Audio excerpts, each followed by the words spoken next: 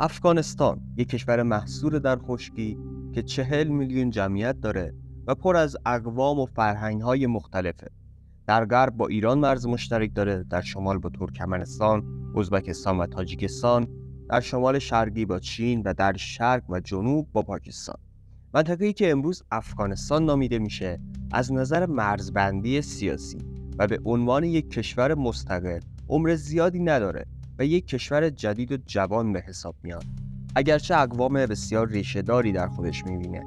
افغانستان در طول تاریخ بیشتر بخشی از امپراتوری‌های بزرگ بوده، به خصوص ایران، و همچنین از نقاط کانونی در جاده ابریشم و مسیر مهاجرت‌های انسان‌های اولیه در گذشته‌های دور بوده. حدود 4 دهه جنگ در سالهای اخیر افغانستان رو به یکی از ناامن‌ترین و فقیرترین کشورهای جهان تبدیل کرده. یکی از مهمترین مسائلی که منجر به ناامنی در افغانستان شد، وجود اختلافات قومی و قبیله‌ای بسیار زیاد در این کشور بود. اقوام و قبایلی که در این کشور هستند، قدمت دور و درازی دارند و سوالی که باید از خودمون بپرسیم اینه که اصلاً تاریخ این اقوام و تاریخ افغانستان از کجا شروع شد؟ کاوش‌های باستانشناسی نشون از سکونت انسان‌ها در حدود 100,000 سال پیش در این کشور میده.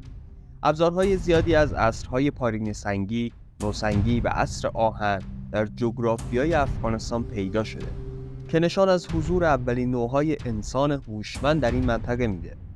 از حدود 100,000 تا 10,000 سال پیش انسان‌هایی در این مناطق سکونت داشتند که با شکار روزگار می‌گذراندند و اساساً هنوز چیزی به عنوان تمدن و یک جانشینی‌های بزرگ شکل نگرفته بود. از حدود 10,000 تا 8,000 سال قبل، زمانی که انسان‌ها موفق به اهلی کردن حیوانات و گیاهان میشن، اولین جمع‌نشینی‌ها و زندگی بر اساس کشاورزی در محدوده افغانستان و کوهپایه‌های هندوکش شروع میشه. البته که این مختص به این منطقه نیست و این جریان و روند رشد در بیشتر نقاط دنیا از جمله خاورمیانه و ایران نیز رخ میده. طبق یافته‌های باستانشناسی در قرن 20 میلادی، در حدود 7,000 سال پیش اولین نمونه‌های روستانشینی بر مبنای کشاورزی و دامداری در ولایت قندهار شکل گرفتند. مردمان این دوران یاد گرفته بودند که اولین نوع خانه‌های ساخته شده با خشت و سفال رو ایجاد کنند. اما از حدود 4,000 تا 1,500 سال پیش از میلاد، یعنی در دوران عصر برنز، اولین شواهد شهرنشینی در نزدیکی قندهار دیده شد که محوطه باستانی مندیگک یکی از این نوع جمع‌نشینی‌های بزرگ هست که آثار و سفالینه‌های زیادی نیز امروزه از این تمدن پیدا شده. اما نکته‌ای که جالبه اینه که باستانشناسان مهرهایی از جنس سنگ لاجورد در تمدن‌های باستانی مصر و بین‌النهرین پیدا کردند که بررسی‌ها نشون داده تمام این سنگ‌های لاجورد از اعماق معادن هندوکش در افغانستان اومده بودند. بنابراین این نشون میده که حدود 1500 سال قبل از میلاد از هندوکش تا مصر معاملات تجاری صورت می‌گرفته و به طور قطع نشان از وجود تمدن‌های توسعه یافته‌ای در جغرافیای افغانستان داره. اما حدود 1700 سال پیش از میلاد شمار زیادی از مهاجران کوچ‌نشین و بدون شهر که ما با نام آریایی‌ها میشناسیم رفته وارد افغانستان شدند. در واقع آریایی‌ها از آسیای میانه به شمال و غرب افغانستان رسیدند. برخی از اونها در این مناطق ساکن شدند و باقی به دو سمت شمال هند و فلات ایران حرکت کردند.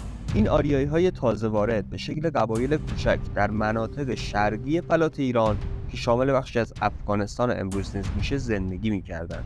با رشد و توسعه کشاورزی و گسترده شدن قبایل در دشت‌های شمالی افغانستان که همون سرزمین باختر میشه، وضعیت آریایی‌ها رو بهتر کرد و منجر به شکوفایی این مردمان در سرتاسر فلات ایران شد. یک نکته خیلی مهمی که اینجا وجود داره اینه که مهاجرت و ورود آریایی‌ها به فلات بزرگ ایران به این معنی نیست که در مناطق مختلف این سرزمین هیچ اقوامی زندگی نمی‌کردند، بلکه تمدن‌هایی مثل تمدن جیرو، تمدن تپه حصار، شهر سوخته، ایلامی‌ها و خیلی تمدن‌های دیگه در غرب و شمال و شرق یا خراسان بزرگ که شامل همین افغانستان و تاجیکستان نیز میشه وجود داشتند. ولی رفته این اقوام با آریایی‌ها تلفیق شدند و تاریخ باستان ایران بزرگ رو رقم زدند. اما تاریخ افغانستان عملاً از ظهور زرتشت پیامبر در حدود 600 قبل از میلاد در باختر زمین آغاز شد. اولین سلسله و قوم آریایی که در باختر و نواحی غرب افغانستان تونست به قدرت برسه پیشدادیان بودند که در اوستا و شاهنامه نیز در مورد این سلسله زیاد صحبت شده. تا قبل از سال 540 پیش از میلاد سلسله‌های دیگه‌ای نیز تونستن قدرت رو در این نواحی به دست بگیرن تا اینکه تو همین سال باختر توسط کوروش هخامنشی فتح شد و به امپراتوری پارس پیوست. اینجای تاریخ خیلی برای پارس زبان‌ها مهمه، چون برای اولین بار هست که تمام قبایل از شرق تا غرب زیر نظر یک قدرت مرکزی اداره میشن و ایران بزرگ برای اولین بار در این دوران شکل میگیره. شروع تاریخ مکتوب افغانستان هم دقیقاً از همین دوران آغاز شد. نکته جالب این که بسیاری از سرزمین‌هایی که به امپراتوری هخامنشی پیوست دچار رشد و شکوفایی در هنر و فرهنگ و معماری شد. اما دوران هخامنشیان و قلمروی یکپارچه اونها از مصر تا حوالی هند نیز با جهانگشایی‌های اسکندر به سر اومد.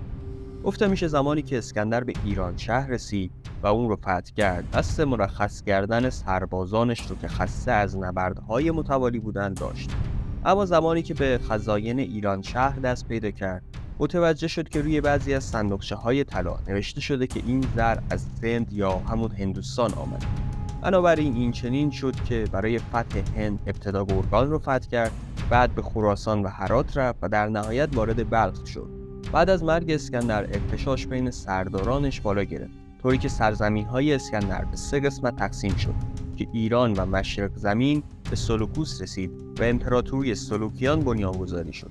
سلوکوس برای اینکه باختر رو با خودش متحد کنه، با دختر یکی از حاکمان باختر ازدواج کرد و سپس شروع به ساخت شهرهای یونانی کرد و همین موجب شد قشرهای مختلف مردم یونانی به سمت این سرزمین‌ها بیان و به این ترتیب زمین ساز ترویج و فرهنگ یونانی در باختر بشن.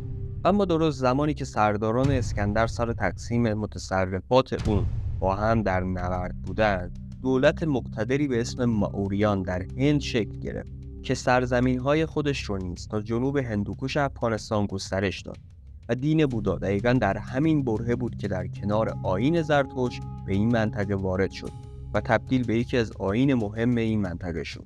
اگر یادتون باشه اون پیکره‌های بزرگ بودایی که طالبان چند سال پیش در افغانستان بمباران کردن، اثرات باقی مونده از همین دوره‌ها بودن.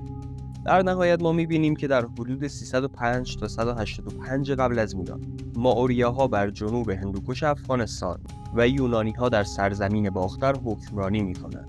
یونانی‌های باختر رفته رفته توسط فشار سکاها و پارت‌ها منقرض شدند. ولی خود سکاها نیز توسط پارت‌ها که امپراتوری اشکانی رو شکل دادن به تاریخ پیوستند.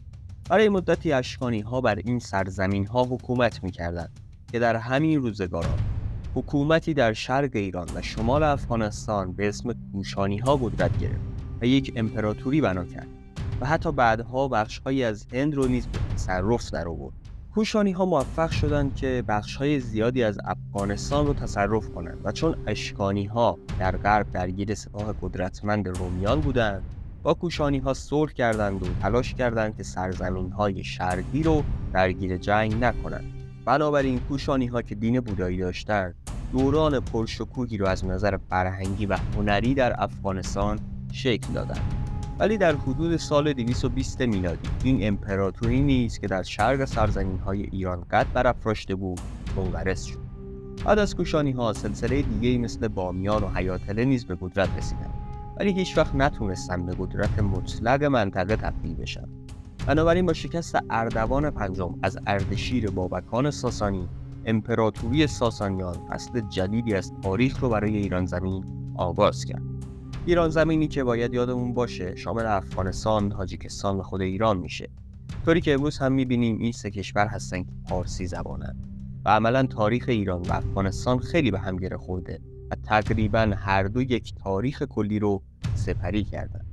بعد از سقوط حیاتله شمال سرزمین‌های افغانستان زیر سلطه ترکان و غرب این نواحی به تسلط ساسانیان در اومد.